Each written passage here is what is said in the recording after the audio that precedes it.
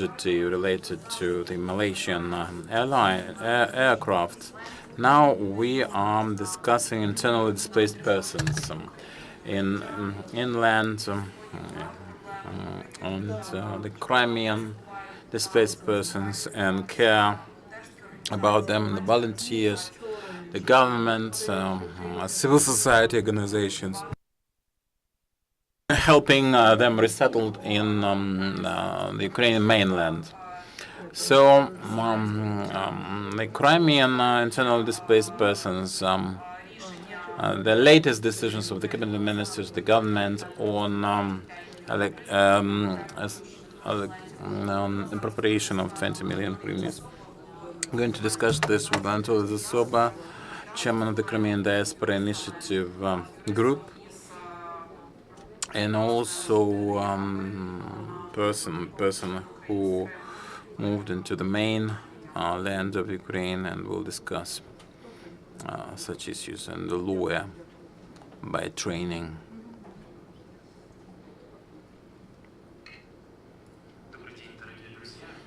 Good afternoon, dear friends, dear journalists, fellow displaced persons, resettlers. Thank you, Ukraine Crisis Media Center, for your hospitality and for the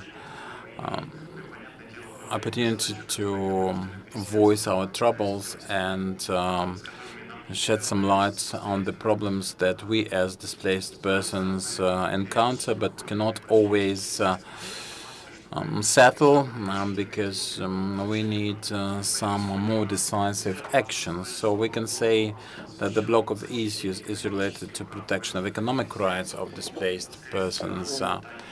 And this is the niche where the Crimean diaspora is the only entity involved in protection of economic rights of internally displaced persons, because in the majority of cases they were violated in the Crimea and Sebastopol, and the conference is dedicated to the topic. First of all, I would like to remind you that for a couple of months already we have been involved in active talks, and we've held a series of events to draw attention of the public, the government, to solving the problems of resettlers related to the banks and banking system. We've had on several occasions meetings with the previous leadership of the National Bank of Ukraine. We managed to have some achievements like the Appendix 11, the change of place of residence or temporary registration in Ukraine, in mainland. And for some people, this is a version. And based on this reference, people were restored their positions and the accounts. But the banks found in that issue some clerical error. They decided to bypass some recommendation. That recommendation, in particular, had nothing to do with deposits and entrepreneurial or business agent accounts, personal accounts, and we are having problems with that. And regardless of Stepan Kubiev's conviction that no bank would abuse that situation and mistreat people who were forced to leave their communities, and that we can, as citizens of Ukraine, go to the banks and have holidays for the interest payments on loans, and have holidays and no punishment for the overdue payments, and because people lost their jobs, lost their source of income, and cannot repay their loans. But not all the banks made concessions to the people, and in the majority of cases they are punished, the fines are imposed, and the interest is piling up. One of the examples, here we have one of the sufferers. So it's from private bank, and we are going to mention a couple of banks that unfortunately are involved in hostile activities. Finance and Credit Bank, On a daily basis, people are displaced, 15,000 people now. Um, and officially we have more, and they come to us with advice. They have their own individual stories. It's 90% of resettlers, and each individual has one's own story on interplay with the banks and the denials and being rejected. Finance and Credit Bank to their deposit client said, go back to the Crimea, get this reference from the Russian Federation, the um, deposit guarantee fund that you didn't get the compensation will give you your deposit. So what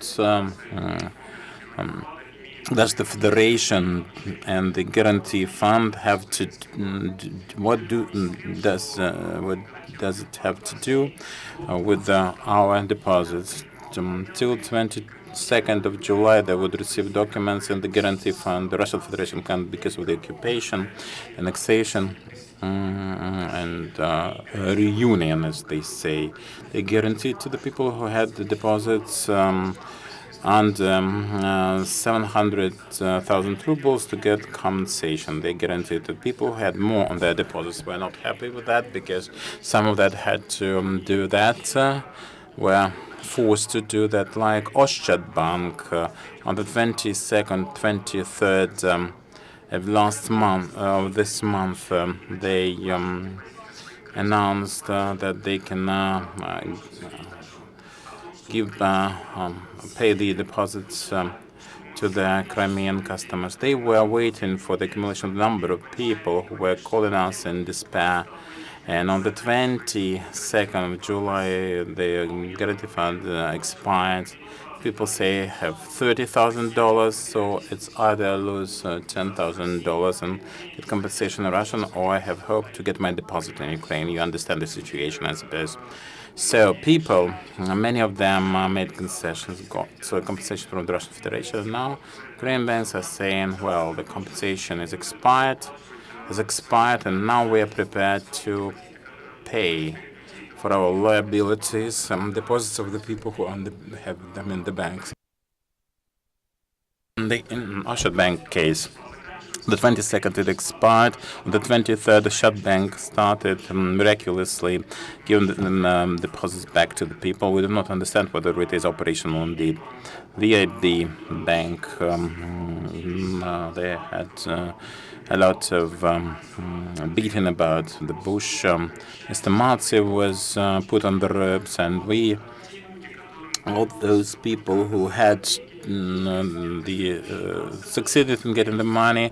The president is this. The bank agreed to transfer this to the account for purchase of a flat to have a new place of residence in mainland Ukraine, but that interest was 30%. So they created such conditions that people were forced to lose their money. And Privat Bank, on a massive scale, they suggest restructuring, re-conclusion of agreements for 5 years, and 5 years person with the expired deposit agreements, we reconclude and have no right to claim that deposit, the main part, and the interest is decreased down to 5%. If you make it now, it's 11.5%. And in the Crimea, we are the second grade people, and for restructuring of this deposit, you should understand that sometimes it's lower than inflation, and it is not profitable in any way. We have on our side the link to online forum. All the resettlers can follow it and fill out the online form. Your success story, your case study will be supplying that to the National Bank of Ukraine. Tomorrow we'll be picketeering the bank because we haven't been received by the new leadership. We cannot see the real action from them. As the regulator, they have all the necessary levers and all the powers to influence the bank. So we are prepared to demand publicly the withdrawal license because people for years, per month, are involved in that negligence. And Irina from the Crimea, a couple of words from it's a real case story. Very shortly about my case. I'm a patriot. We moved by car from the Crimea, and private bank had that car loan. I won them. I was moving to Kiev. I came to private bank. I had the money. I was prepared to pay. They said, "Wait, we cannot accept this. There will be some restructuring, and we'll call you." So on the 3rd of July, they just took it away, enforced that. They blocked the wheels. The chain I was between Britain and the guards without security of a private bank. I cannot see my car, cannot see, and the debt they said they had to repay. I repaid. I'm on schedule. On the 23rd, I received a letter that they say that on the 17th they sold my car, and I still have to pay for the commission for the interest due. And there is no communication. I have no car. I have no money. So that was 70% early payment. And you should see real people. We have hundreds of presidents, and as far as we know, we have this stance of private bank, and for the Ukrainian, there's a certain grudge that we have in the occupied, related to the occupied Crimea. And we are in favor of equal rights for Ukrainian citizens in the banking sector. So tomorrow we will invite all the resettlers and all the people who care, journalists, on the 25th of July at 11 a.m. To the head office of the National Bank. Will make our protest and demand equal rights for such people. A month ago, I announced at this at the press conference here in this center that some people had suicidal moods because they were desperate. They had some money for a smaller place of residence, small accommodation, but they had to live in the streets. And this is speaking of the situation with the banks. Let's go on with that. Today we received this information. We visited Valeria Lutkovskaya, the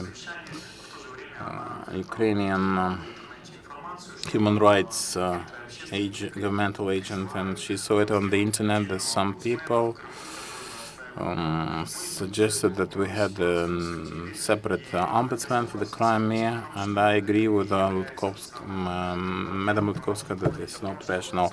We can say that Lutkovskaya herself is prepared to make field visits to Kherson Oblast, where we have the presidential rep office for the Crimea, receive people, and do it personally in the cases that have to do with the violation of human rights and in particular people from the Crimea. This is point number one. The second point is that's in the Crimea nobody can stay. No one can be there, and there's no reason in that. Even though we understand the statement, the ombudsman received the statement about violation of human rights, what can they do if they don't have the physical opportunity to be in Crimea? So we support, Crimean diaspora supports their proposal of ombudsman that they are ready to personally receive people in Kherson region. And we address all the Crimeans who are on occupied territory. If your rights were violated, fix it. And on the website of ombudsman, online, you can fill in the statement and fix your violations of human rights. Please don't be indifferent to that. It's better to do that because we need to collect all the facts of human rights violations. Now, speaking of the law on internal displaced persons, President vetoed that law yesterday at the Committee on Human Rights at the Parliament. Head of the committee, Valery Patskan, discussed with us the situation, and I can tell you that we had lots of civic organization representatives there. In fact, the presidential administration gave two versions to the committee, two scenarios. It's either we support this veto today or try to overcome this veto. For this, we need 300 votes at the parliament. Yesterday, the legislature adopted that decision, and they really were our opinion that they had to overcome that veto.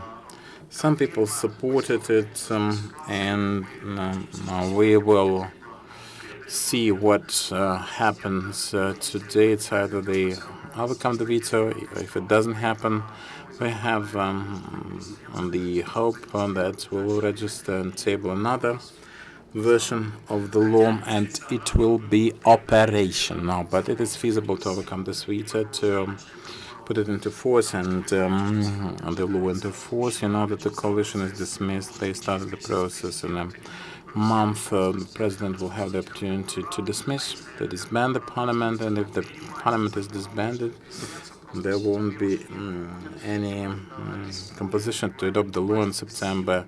So, and we will reach as far as the winter season with the people who are temporarily accommodated and put up in some summer camps, and the law would have helped us to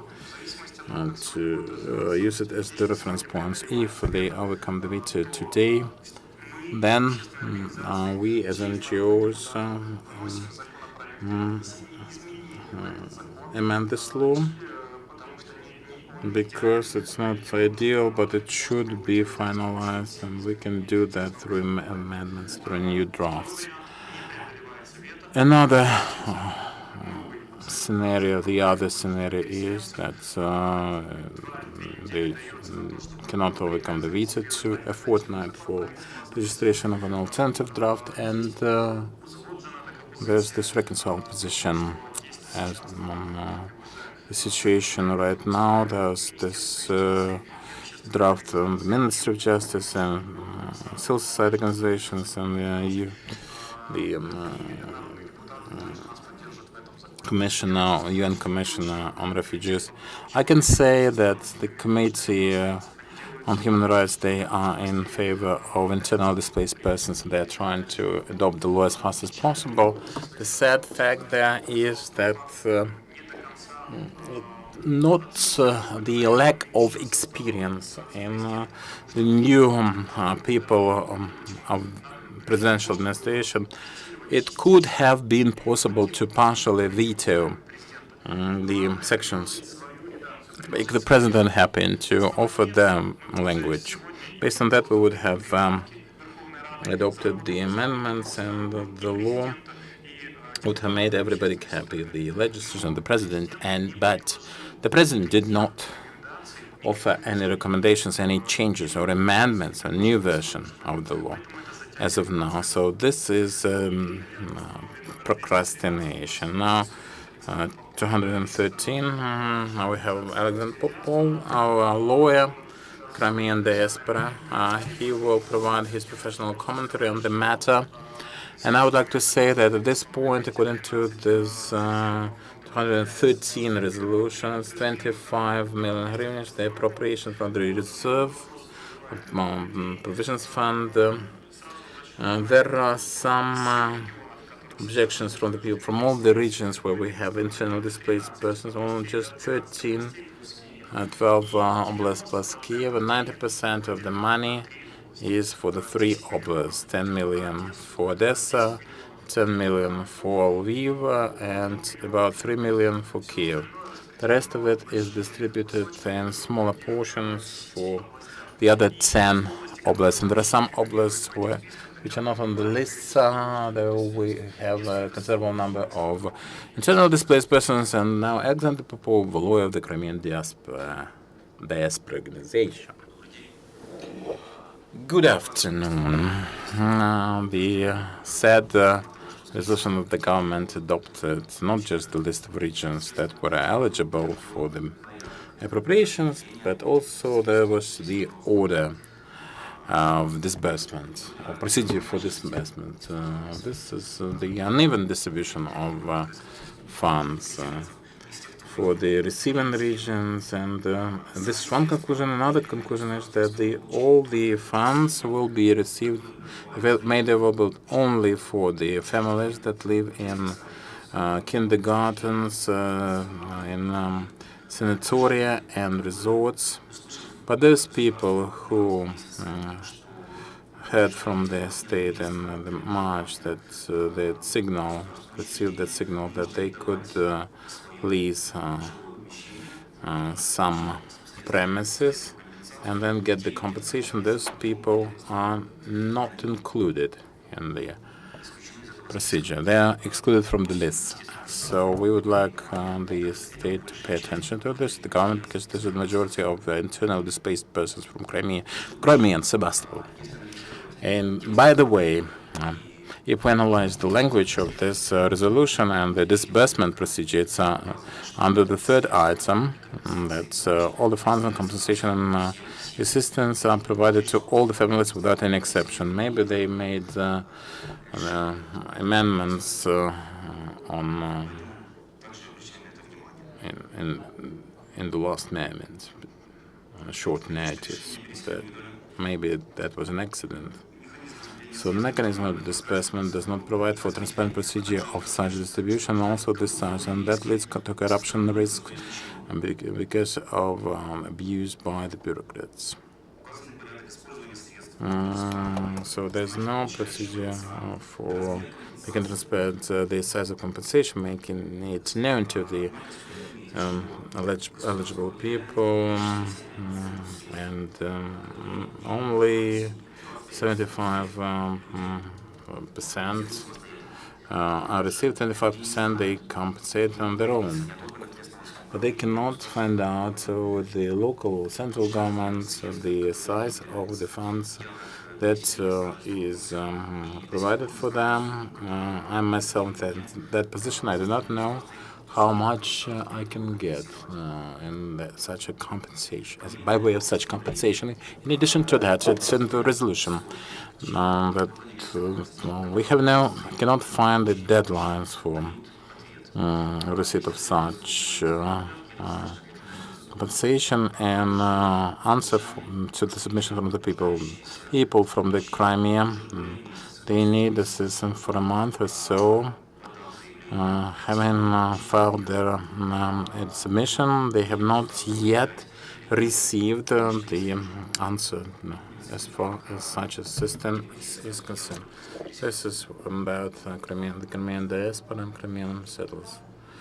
Would you like to add anything, Mr. Zasoba? A couple of comments for the people to understand how to interpret this through mass media. I would like to ask you, Цивільниця, Волинь, Житомир, Івано-Франківський, Львів, Миколаїв, Одеса, Рівне, Хмельницький, Чернігів, область, the city of Kyiv, and this constituencies, people made submissions according to the procedure laid out in this resolution 213, and the local and regional, central, and regional authorities have to receive that, accept it. It's not done by phone. Many banks can get away with it because online consultations or by phone or chat, it's not the level of record or evidence available for evidence. We cannot send anything to the National Bank. We'll maintain correspondence and get official answers. Only after that we can refer to the fact, to the established fact. So make submissions. If you lived on such premises, it's not about rented flats due to many reasons. So hostels, shelters, compensation till the 1st of July for that kind of period. And I think that we'll get some funding for that. It's another matter that it's not feasible, say. We talk about funds, 25 million appropriated for the 15,000 of internally displaced persons. If we divide by it, its compensation a bit more than 1,600 hryvnias per person. So that kind of money is not enough. It's cockroaches, no hot water, and 50 other families on the same floor. So people who have some financial support could have looked for their own accommodation, not more than 200 hryvnias per member families. So it's on a monthly basis. It's 6,000 hryvnias. If I say have three members, it's 18,000 hryvnias. The state is prepared to appropriate. So you can see the kind of apartment you can hire, but people won't see that kind of money because it's not appropriate.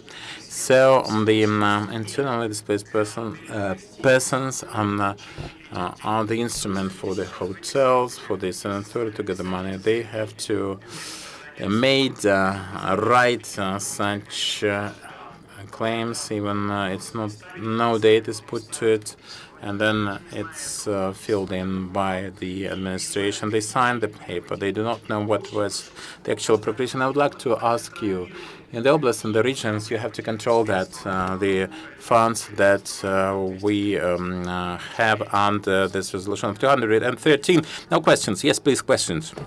No questions. In that case, I would like to clarify. This is a super important piece of information. People should know the procedural details. Do you cooperate with any volunteers and NGOs who do the same thing to make it possible for those people who come to the mainland, how to apply, who to approach, how to fill in the forms? People have to know about the procedure. And despite of the fact that we are self-sustained and self-sustainable, we solve our own problems on our own, and to some extent we are limited, but as far as we can, we are solving such problems on a daily basis. We provide individual consultation for the people who turn to us. We have the hotline,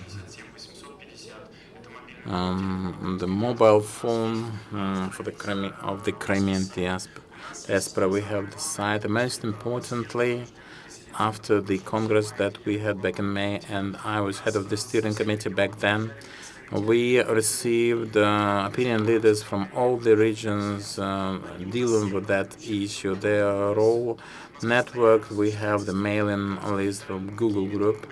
And in being based in Kyiv, I understand that the Crimean diaspora are doing that for all the country, because we receive first-hand information and immediately mail that to the field so that they can interpret the information properly there.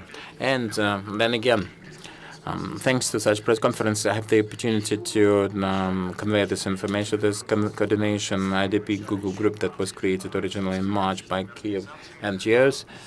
Thank you very much. A whole body of civic initiatives for the internally displaced persons. We are in continuous communication and cooperation. Thank you very much. Are there any other questions? No questions. Thank you very much. We'll be ready for you when you decide to update us on such development.